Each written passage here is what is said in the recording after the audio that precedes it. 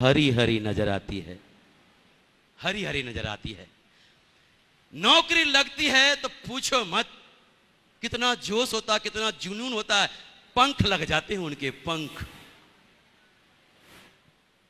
अपने मोहल्ले वाले के, पड़ोसियों को, रिश्तेदारों से, सबसे ठोक ठोक के बोलते हैं कि तेरे को मालूम मेरी जॉब लग गई है।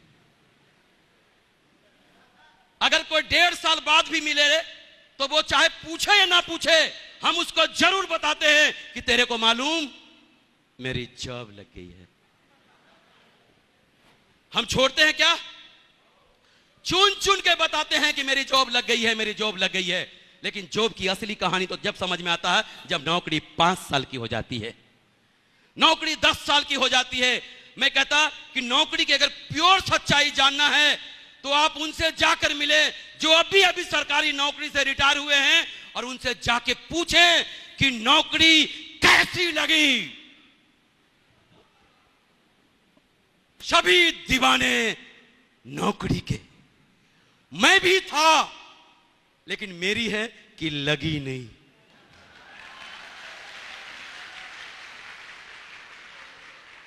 और आज मैं परमपिता परमेश्वर को धन्यवाद देता कि मेरी लगी नहीं।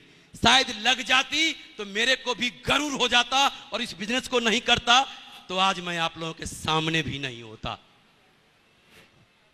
लेकिन दोस्तों, क्योंकि नौकरी हमने खुद अपने ही घरों में देखा है।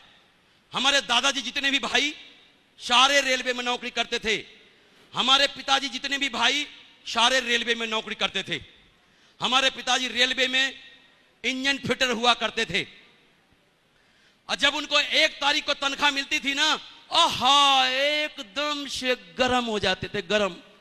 इधर थैला लटका हुआ फल फ्रूट का, बेटा तू भी ले, तू भी ले, तू भी ले। 1 तारीख को पापा जी से मांग लो, जो शाम मिलेगा। मैंने अपने ही आंखों से पिताजी को 1 तारीख को एकदम से गर्म होते हुए देखा, लेकिन इन्हीं आंखों से 15 तारीख आते आते नरम होते हुए भी देखा। और महीने के आखिर में 25 तारीख आते आते पक्के बेशरम होते हुए देखा। एक 500 का नोट दियो, 1 तारीख को दे दूंगा। 1000 का नोट दियो, 1 तारीख को दे दूंगा। दोस्तों, नौकरी इस बात की गारंटी है कि आपको कभी भूखा नहीं मरने देगी। लेकिन यह बात भी तय है कि नौकरी जीवन में आपको कभी भी आगे नहीं बढ़ने देगी, कभी भी आगे नहीं बढ़ने देगी, कभी भी आगे नहीं बढ़ने देगी नौकरी।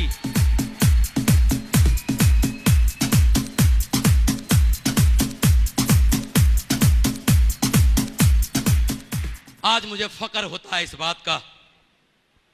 और आज अगर मैं अपने अचीवमेंट की बात करूं, आज मेरा बेटा हिंदुस्तान में नेटवर्क मार्केटिंग के इतिहास में सबसे कम उम्र का डायमंड मिस्टर राकेश प्रसाद, 22 साल का डायमंड, 22 साल का डायमंड। पापा कहते हैं बड़ा नाम करेगा, बेटा हमारा ऐसा काम करेगा, मगर ये तो कोई न जाने कि मेरी मंजिल है कहां।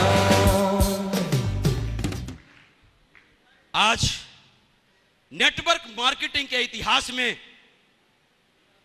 अभी तक कोई बाप बेटा डायमंड नहीं था। देखना है, आज बाप बेटा डायमंड आपके सामने है।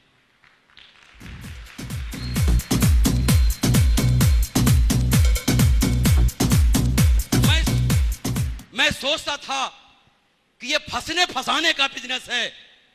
अगर ये फंसने फंसाने का बिजनेस होता तो राजीव चतुर्वेदी जी ने संजय जैन जी को फंसाया, 20 करोड़ से ज्यादा कमाया। संजय जैन जी ने ओम प्रकाश जी को फंसाया, 16 करोड़ से ज्यादा कमाया। ओम प्रकाश जी ने नरसिंह गिरेवाल जी को फंसाया, 8 करोड़ से ज्यादा कमाया।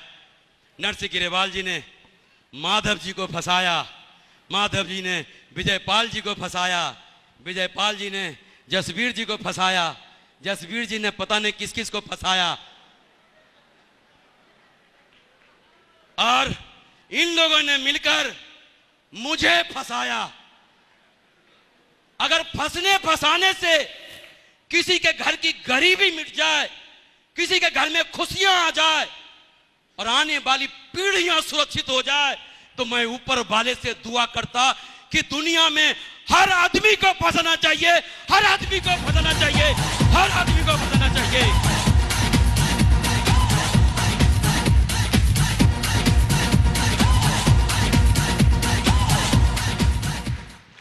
फंसने के बाद अगर ऐसा जीवन मिलता हो तो फंस जाना चाहिए, फंसा देना चाहिए।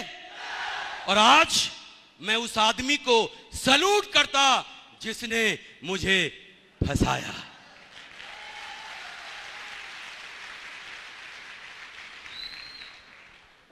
दोस्तों, थोड़ा सा पता नहीं आप लोगों के बीच में आकर थोड़ा सा बहक जाता हूं और टाइम की भी परवाह नहीं किया,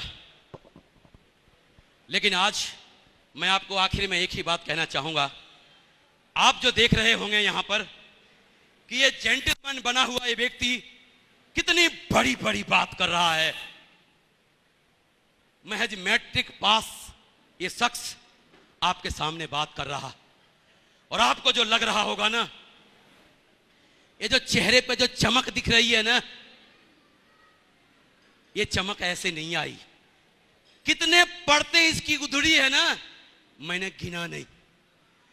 गर्मी को गर्मी नहीं देखा, बरसात को बरसात नहीं समझा, ठंड में सिकुड़ने से नहीं समझा, लेकिन आज ये जो पढ़ते हैं ना, ये आखिरी है, अब ये कभी नहीं निकलेगी। क्यों?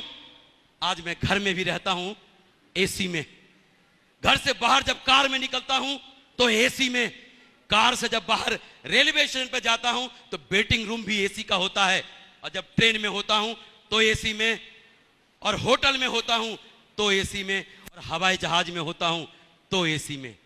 अब सारा मौसम मुट्ठी में।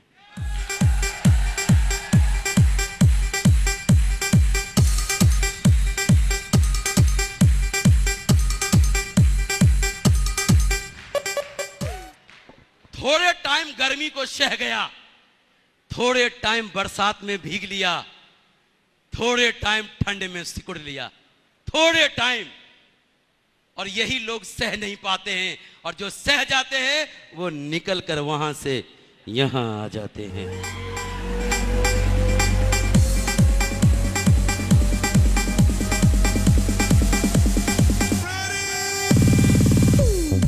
आज अगर ये सत्येंद्र प्रसाद मैट्रिक पास अंग्रेजी बोलना नहीं जानता तो क्या फर्क पड़ता है? अंग्रेजी बोलना नहीं जानता तो क्या फर्क पड़ता है? 30,000 रुपया में 2 अंग्रेजी बोलने वाले को रख सकता हूं, एक लेफ्ट में और एक राइट में। इन्होंने अंग्रेजी में क्या बोला मेरे को हिंदी में समझाओ, और मैंने हिंदी में क्या बोला इनको अंग्रेजी में समझाओ।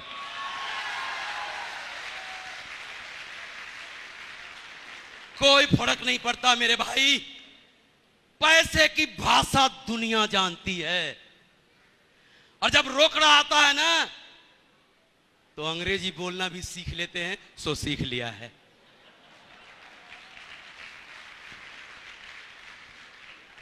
और दोस्तों, आखिर में अगर मैं टेस्टी मनी की बात करूं, आज मेरी उम्र 51 साल की है। अगर बाहर की दुनिया में होता ना तो 51 साल का व्यक्ति बूढ़ा नजर आता है, बूढ़ा। लेकिन थैंक्स सिक्योर लाइफ कम से कम 15 साल जवान कर दिया है मेरे को, 15 साल।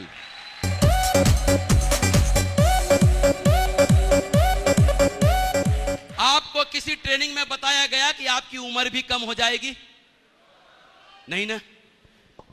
पुराने हमारे मित्र बहुत सारे यहां बैठे हुए हैं।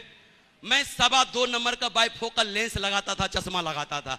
मेरे बैनर में देखो, मेरे वीडियो में देखो, ऑडियो में देखो, मैं 2 नंबर का बाइफोकल लेंस चश्मा लगाता था। और कुछ दिन पहले मुझे चश्मे से दिखाई नहीं दे रहा था। जब मैं डॉक्टर के पास गया कि डॉक्टर साहब देखो मेरे चश्मे में क्या हो गया, तो डॉक्टर ने चेक करने के बाद जानते हैं क्या बोला? बोला मिस्टर प्रसाद आपकी नजरें वापस आ गई है। मैंने बोला डॉक्टर साहब ऐसा भी होता है? बोला हाँ होता है। मैंने बोला कैसे होता है? तो बोला जीवन में कोई टेंशन फिक्र नहीं हो, चारों तरफ खुशियां ही खुशियां हो, तब ऐसा होता है। मैंने बोला थैंक्स, सिक्योर लाइफ।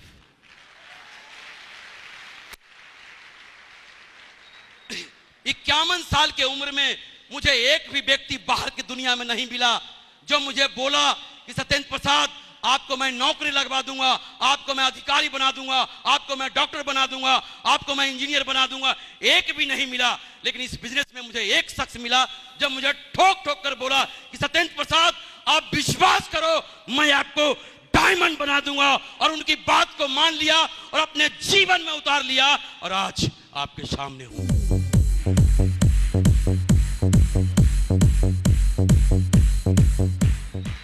आज मेरी एक बिटिया है जो फर्स्ट ईयर की छात्रा है।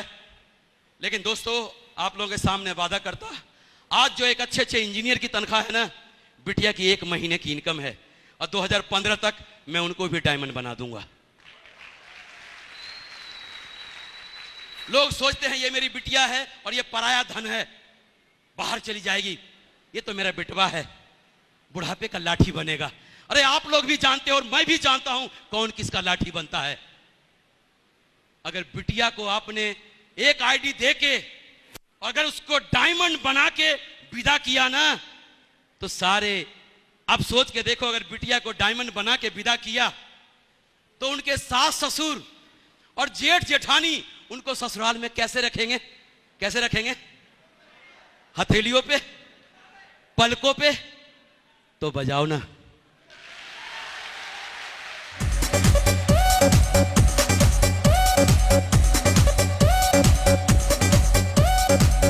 दोस्तों आप लोगों ने ढेर सारा प्यार और मान सम्मान दिया। और अगर मैं किसी का बड़ा भाई लगता हूं, अगर मेरे से कोई गलती हो गई हो, अगर किसी का मैं बड़ा भाई लगता हूं तो मेरे को बड़ा भाई समझकर माफ कर देना। अगर मैं किसी का छोटा भाई लगता हूं, छोटा हूं उम्र में, तो छोटा भाई समझकर माफ कर देना। अगर मैंने कुछ अच्छी बातें बोला है तो अपने जीवन में जरूर उतारना।